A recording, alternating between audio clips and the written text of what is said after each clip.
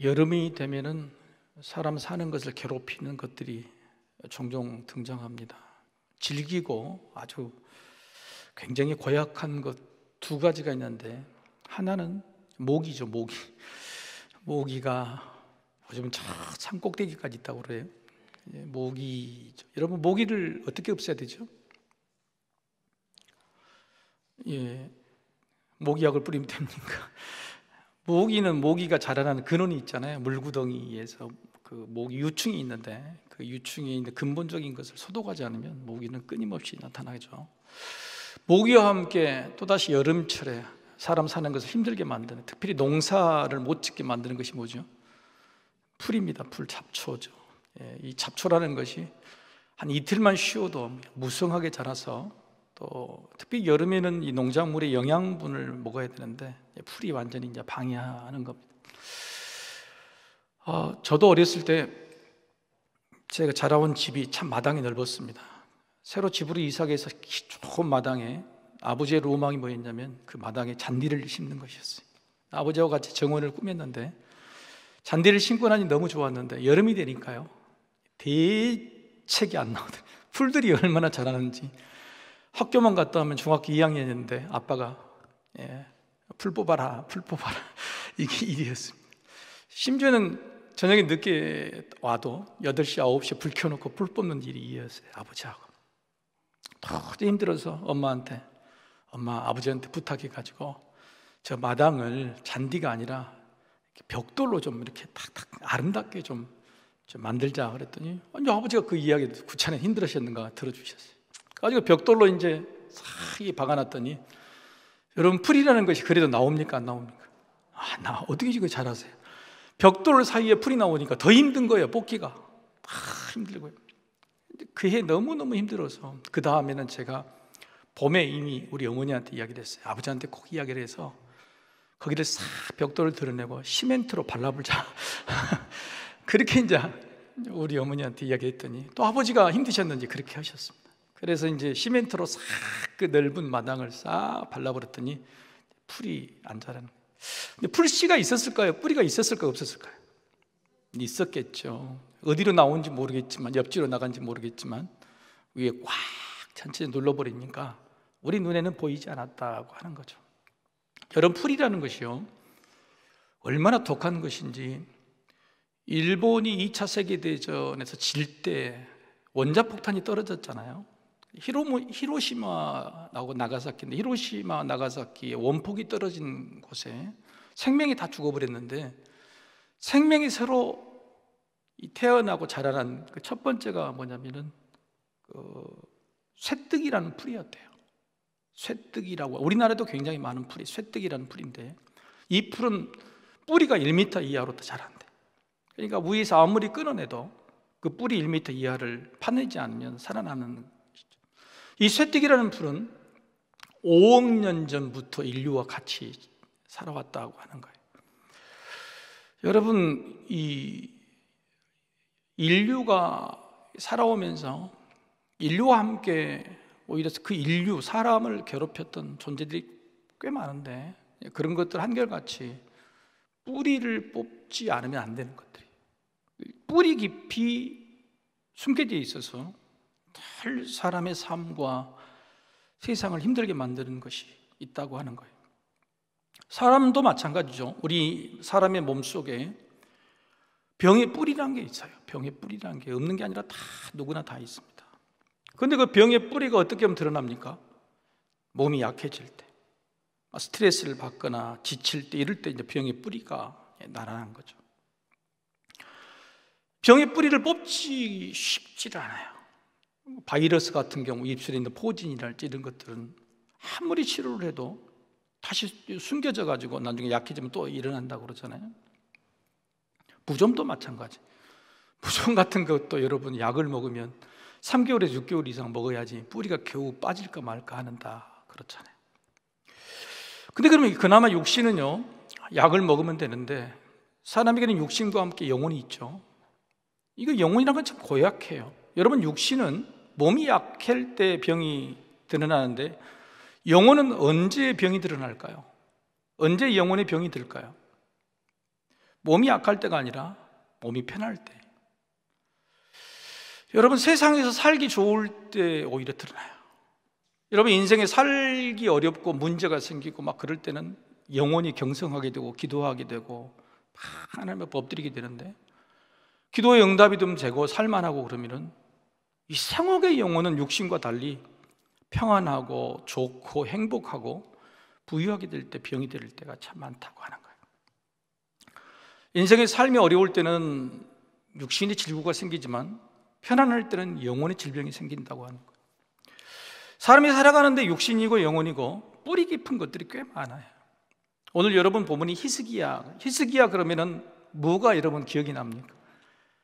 히스기야는 기도의 사람이에요. 그렇죠? 죽을 질병이 들었는데 하나님께 기도를 해서 생명을 영장받았다고 하는 기억을 하게 될 겁니다. 맞습니다. 히스기야는 기도의 인물이에요.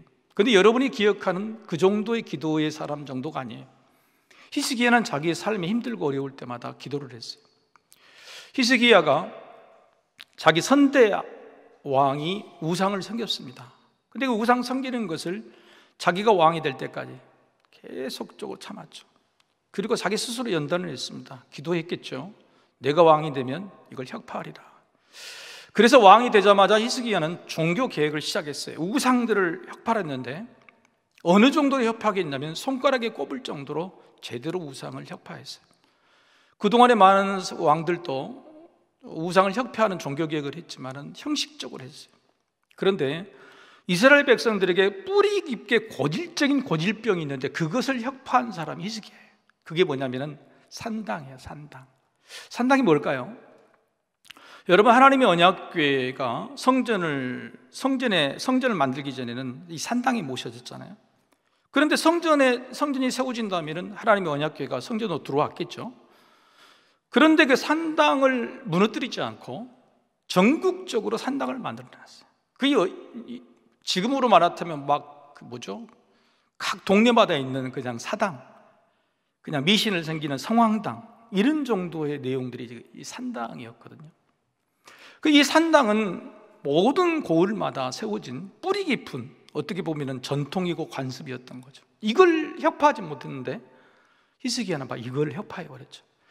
그래서 최초로 우상을 제대로 개혁한 사람이 히스기야다.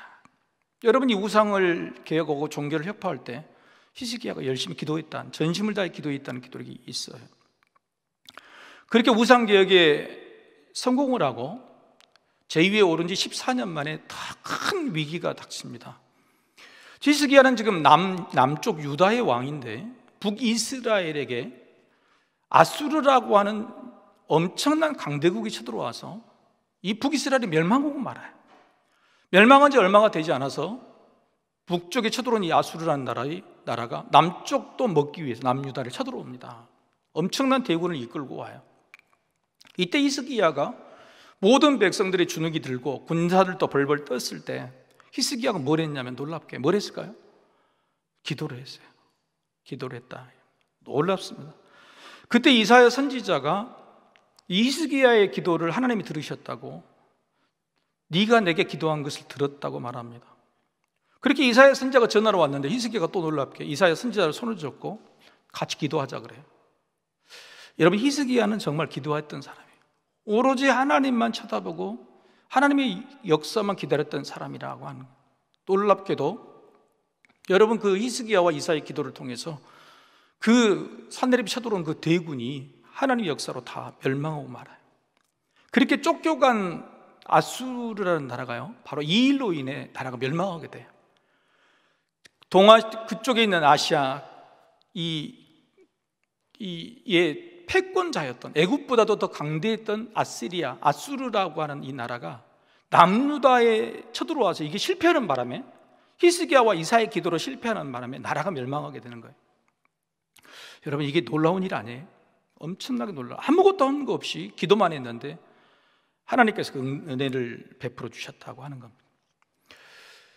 자, 히스기야는 두 번이나 아주 결정적인 일들에 대해서 기도를 해서 은혜를 입었어요. 그리고 세 번째 무슨 일이 생겼냐면, 그렇게 잘했는데 몸에 갑자기 죽을 병이 들게 됩니다. 죽을 병이 들어서 그때도 기도를 했죠.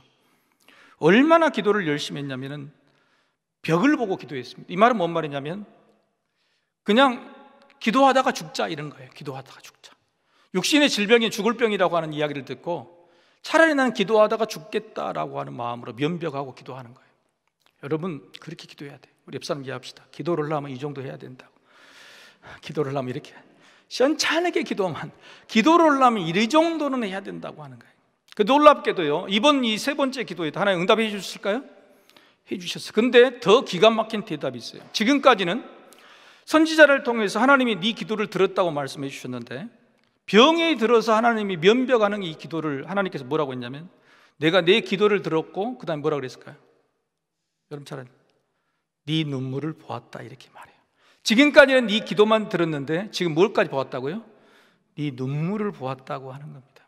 하나님이 히스기야를 얼마나 마음에 들어 하셨어요. 여러분이 세 가지의 기도를 생각해 보세요. 자, 첫 번째는 히스기야가 청년 시절부터 자기가 이루고자 하는 꿈이었어요. 나는 아버지처럼 우상을 섬기는 왕이 되지 않겠다, 우상을 혁파하겠다고 하는 자기의 역할, 자기의 성공을 구하는데 기도했어요. 응답됐죠. 두 번째, 외적인 침공이었어요. 세상을 살다 보면 외적으로부터 어떤 문제가 생겼을 때 내가 어떻게 할 수 없잖아요. 도저히 감당 못할 일들, 그것을 또 기도를 통해서 하나님 응답해 주셔서 해결했죠. 세 번째, 내 안으로부터의 질병, 이 질병도 기도를 통해서 응답받아 해결했다고 하는 거예요. 자, 여러분 보십시오. 인생을 살다 보면 이 세 가지가 가장 중요한 겁니다. 내가 하고 싶은 일에 대한 성공, 두 번째 외부로부터의 감당 못할 문제, 세 번째 내 안으로부터 드러난 질병 같은 내가 가지고 있는 고질적인 문제를 다 뭘로 해결했어요? 기도로 해결했다고 하는 것이죠. 그러니까 히스기야는 아주 기도를 제대로 잘한 사람이고 기도를 통해서 하나님 마음에 합한 사람이고 기도의 응답 은혜를 누구보다도 잘하는 사람이었다고 맞습니다. 그런데 그렇게 기도해서 응답의 놀라운 역사, 기적들을 경험했던 히스기야가 믿음이 더 좋아졌을까요? 어떻게 됐을까요? 마치 저희 집 정원에 심겨져 있던 풀처럼 마음속에 있었던 것들이 올라와요. 왜 우상을 제대로 계획했던 히스기야에게, 심지어는 외적이 쳐들어와서 기도를 통해서 물리쳤던 히스기야에게 하나님께서 질병을 주셨을까? 늘 저는 궁금해요. 왜냐하면 질병을 주신 이유에 대해서 나타나지 않았거든요. 근데 왜 죽을 병이 갑자기 생겼을까?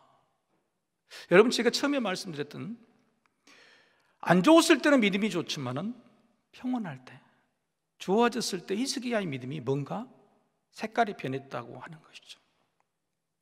여러분, 그래서 이 질병을 들고 나서 또 낫게 되는 역사가 있는데 그 뒤에 또 어떻게 됐을까? 오늘 본문에가 또 나타납니다. 자, 우리 25절 말씀, 24절과 25절 같이 한번 읽어보실까요? 24절, 25절 같이 한번 읽어봅시다. 자, 그때에 히스기야가 병들어 죽게 되었으므로 여호와께 기도하며 여호와께서 그에게 대답하시고 또 이적을 보이셨으나 히스기야가 마음이 교만하여 그 받은 은혜를 보답하지 아니하므로 진노가 그와 유다와 예루살렘에 내리게 되었더니, 세 번이나 인생의 기도의 응답, 은혜를 받았는데 또 좋아지니까 또 방심하게 된 거예요. 하나님께서 어떤 진노를 내리셨는지 모르지만은 히스기야뿐만 아니라 이스라엘 백성들, 온 백성들에게도 크게 화를 내시고 벌을 받았다고 하는 내용들이 있습니다. 여러분, 이 모습을 보고 히스기야가 금방 회개합니다. 그리고 나서 또 하나님께 용서를 받게 되죠. 하나님이 히스기야를 사랑하긴 사랑한 것 같아요. 왜냐하면 여러분, 히스기야가 기도하고 혼자 열심히 믿음이 좋았을 때는 히스기야뿐만 아니라 히스기야에 속한 온 나라와 민족이 다 복을 받고, 또 히스기야가 잘못하면 또 누가 또 벌을 받아요? 온 나라 민족이 같이 벌을 받는 것이 너무 놀라운 거죠. 여러분요, 사람의 인생을 한번 살려면 이 정도 영향력이 돼야 돼. 내가 잘하면 내 가정이나 내 민족이 복을 받고, 내가 못하면 내 가족이나 내 민족이 다 벌을 받게 되는 정도의 영향력이 있어야 된다고 하는. 여러분, 네가 잘하든 말하든 내가 사는 공동체 아무런 영향이 없다. 근데 하나님은 히스기야를 얼마나 중요하게 생겼냐, 얼마나 귀하게 쓰시려고 그러는지, 히스기야 잘하면 전체가 다 복을 받고 못하면 전체가 다 벌을 받는 이런 존재로 썼다고 하는 거예요. 사실 우리가 그러고 있는지도 모르죠. 여러분이 잘 믿으면 여러분의 가정이 복을 받을 줄로 믿습니다. 근데 반대로 여러분이 잘못 믿으면 어떻게 되겠어요? 여러분만 벌을 받는 게 아니라 여러분의 가정과 교회도 위험하고 어려울 수 있다고 하는 사실을 반드시 기억해야 된다고 하는 거예요. 하나님이 히스기야의 기도, 회개의 기도를 들으시고 또 용서해 주셨어요. 자, 몇 번째 기도한 건가요? 세보십시다. 우상 계획을 위해 기도했고, 또 아수르가 쳐들어올 때 기도했고, 몸이 아팠을 때 또 기도했고, 그 다음에 또 방심해서 교만했을 때 또 기도했고, 네 번째 기도를 했어요. 그게 하나님께서 은혜를 주시고 복을 주시는데 얼마나 저 복을 주시냐, 그게 27절부터 나오는데, 복을 주시되, 여러분, 우리가 믿음이 좋고 하나님의 말씀을 잘 순종하면은 나뿐만 아니라 내 가족이 어느 정도 복을 받냐면요, 여러분, 저는 이걸 보고 참 놀라요. 29절을 한번 읽어볼까요? 29절 같이 읽어봅시다. 자, 시작. 양떼와 많은 소떼를 위하여 성읍들을 세웠으니 이는 하나님이 그에게 재산을 심히 많이 주셨으며. 여러분, 이스라엘 백성들의 생업이 뭐죠? 생업이 농사입니까? 아니면 목축업입니까? 목축업이에요. 여러분, 29절에는, 28절에 뭐냐면은 양과 소들의 우리와 외양간을 만들었는데 그걸로 부족해요. 그래서 금방 읽으신 29절에는 뭘 세웠다고요? 성읍을 세웠다는 거예요.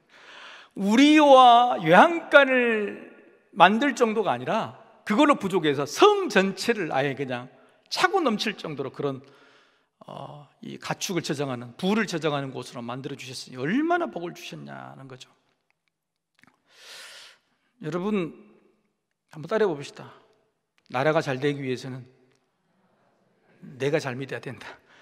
다른 사람 볼 거 없으면 내가 잘 믿어야 돼. 여러분, 교회가 잘 되려면 목회자인 저부터 잘해야 돼. 우리 가정이, 우리 자식이 잘 되려면 내가 잘 믿어야 돼. 내가. 이게 그냥 기본적인 거예요. 이게 보이는 겁니다. 히스기야가 이렇게 은혜를 봐가지고 하나님께서 이렇게 복을 주셨는데 어떻게 했을까요? 또 네 번째 기도에서 응답을 해주시고 용서해 주시고 이렇게까지 놀라운 복을 주셨는데 히스기야는 또 교만을 했어요. 아수르라는 나라를 쳐들어가서, 아수르라는 나라가 이 남유다 히스기야 왕에게 패한 다음에 아수르라는 나라가 급격하게 쇠퇴하기 시작합니다. 급격하게 쇠퇴하는 이 상황 속에서 신생 나라 바벨론이라는 나라가 생겨요. 이 바벨론 나라가 아수르가 주어진 사이에 급속하게 성장하게 됩니다. 그런데 그 연한이요, 몇 년 되지도 않아요. 몇십 년도 안 된 사이에 바벨론이 강국이 됩니다. 히스기야가 자기 인생의 말년에 바벨론이 사신을 보내요. 바벨론이 사신을 보내가지고 아수르가, 이 죽은 아수르라는 대강대국을 남유다가 이겨버렸기 때문에 어떻게 해서 남유다가 이기게 됐는지를 염탐하러 온 겁니다. 야, 아수르라는 강대국이 듣지도 못한 남유다에게 졌다고?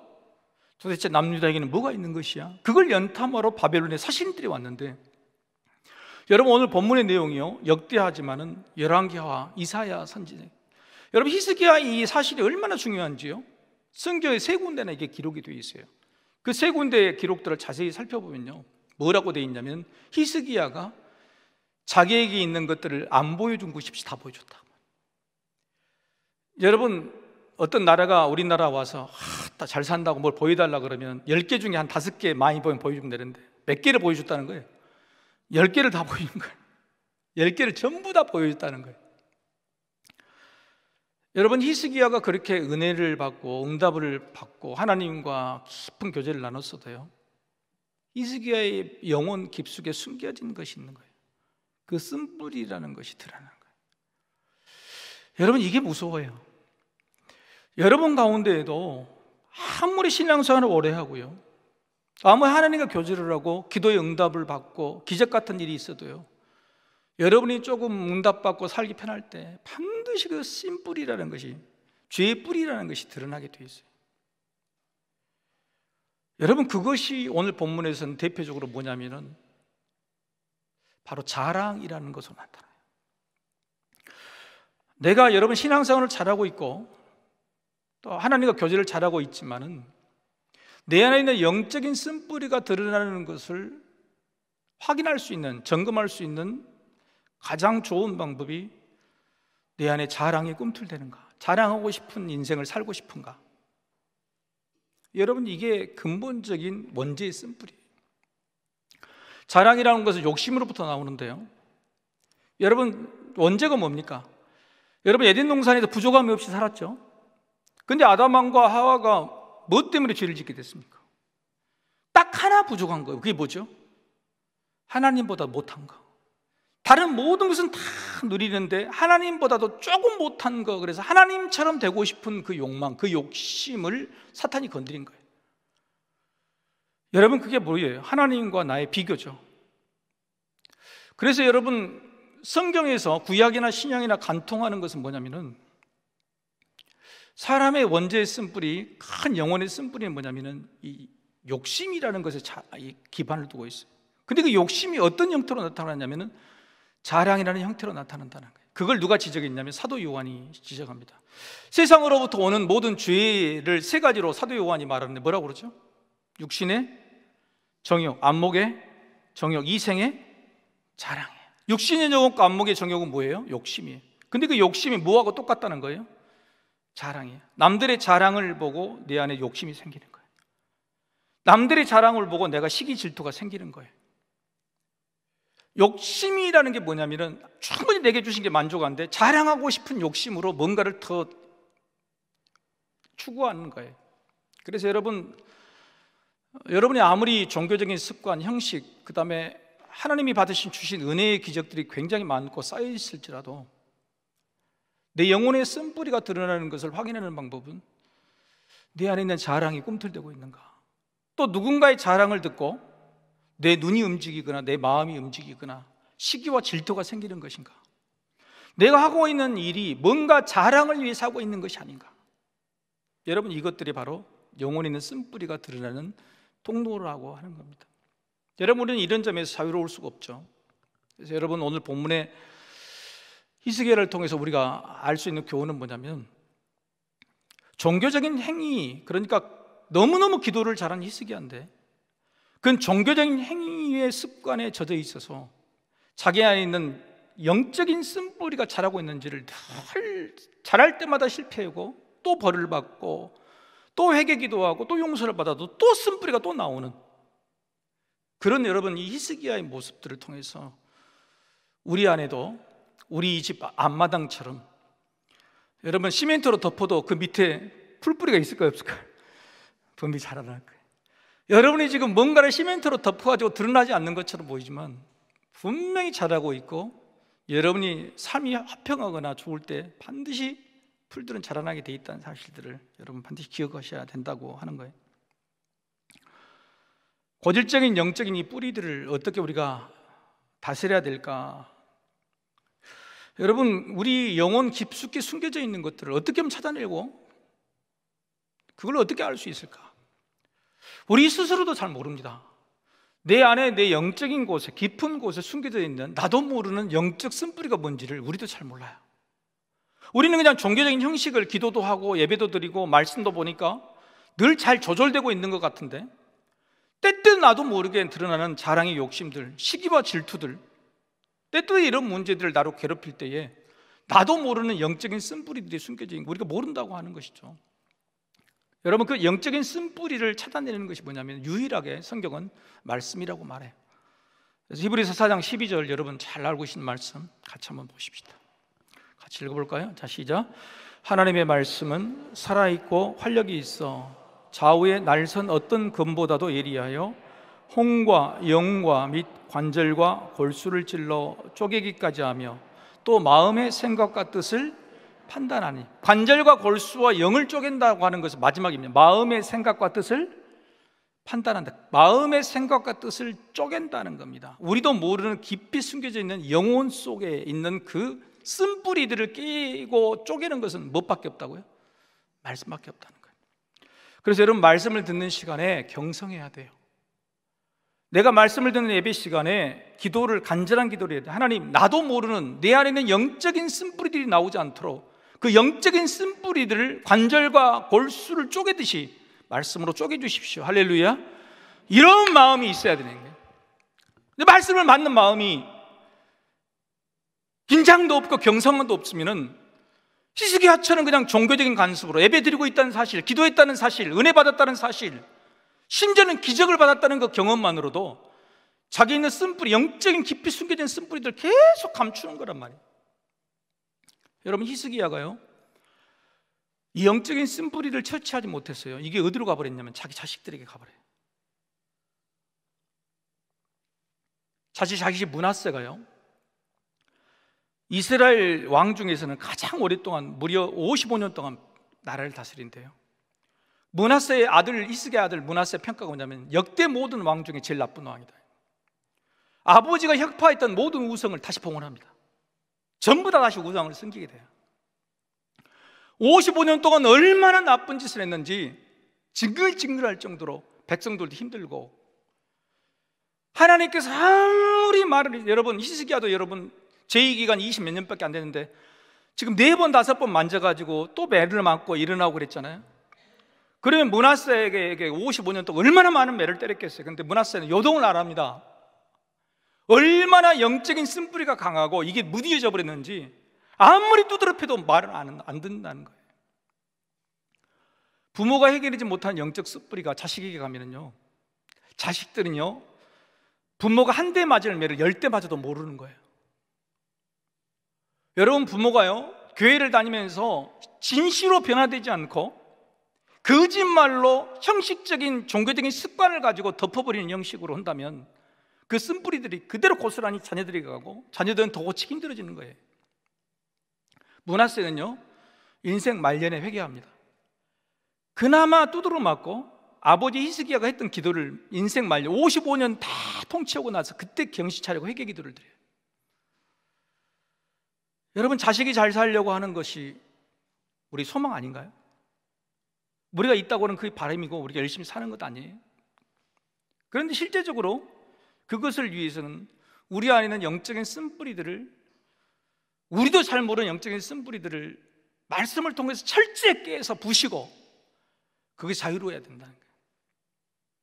여러분, 젊은 사람들 보면은 미안하지만 전부 자랑하기 위해 사는 것 같아요. 왜 그런지 아세요? 전부 셀카야. 전부 별그램? 뭐죠? 와, 나 너무 모든 게 다 자랑해요. 저는 모르겠어요. 우리 때는 부끄러워서 올리지 못했는데 요즘은 그냥 모든 것이 다 자랑이고 모든 것이 과시고 내가 안 했던 것들을 무조건 다 올려서 보이는 것인 거예요. 저는 우리 이 시대에 수많은 믿는 사람들이 가지고 있는 좋은 모습들이 많지만은 숨겨져 있는 자랑이라고 하는 영적인 쓴뿌리가 무서워요. 우리는 아닐 것 같죠? 수요일 날에 예배 드리는 것 너무너무 다른 사람보다 훌륭한 믿음처럼 보이지만 만약 우리가 자랑이라는 것 때문에 우리 삶을 살고 있다 그러면, 때로는 그것으로 만족하고 거기에 몰두하고 있다 그러면 우리는 늘 영적인 쓴뿌리 당하고 있는 것이라. 아니면 그러지 않을지라도 누군가의 자랑을 듣고 시기와 질투, 자존감의 상처를 입는다면 역시 그 사람도 영적인 쓴뿌리에서 벗어나지 못하고 있다고 하는 거예요. 여러분, 말씀을 드릴 때 늘 기도하셔야 돼요. 하나님, 이 말씀이 나도 알지 못하는 그 영적인 뿌리 안에 들어가서 관절과 골수를 쪼개고 내 마음의 생각과 영을 주장해달라고 기도하시는 게 중요해요. 그렇지 않으면 내 영이 자유롭지를 못해요. 자랑 때문에, 시기와 질투 때문에 힘들어하고 어려워지는 거예요. 그래서 말씀 새김, 한번 따라합시다. 말씀 새김. 말씀 새김이 중요해요. 영적인 쓴뿌리를 내려면 말씀을 새겨줘야 돼요. 관절과 골수를 쪼갤 만큼 새겨져야 된다는 게 중요해요. 근데 중요한 것은 그 말씀 새김이 잘 안 돼요. 그래서 그걸 도와주시는 분이 누구죠?